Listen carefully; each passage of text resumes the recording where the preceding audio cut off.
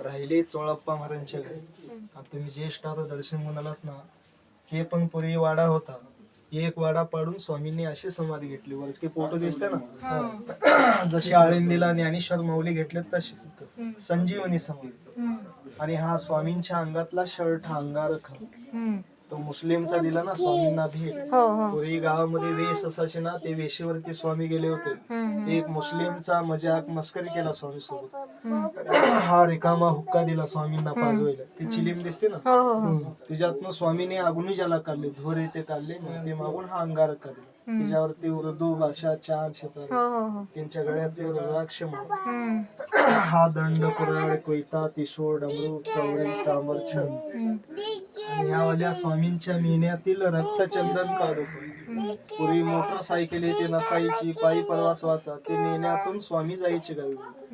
आणि एक लंडनचे Kodak company आली होती ना प्रथम आपल्या भारतामध्ये, की स्वामींना न विचारता न परमिशन घेता चोरून फोटो काढला.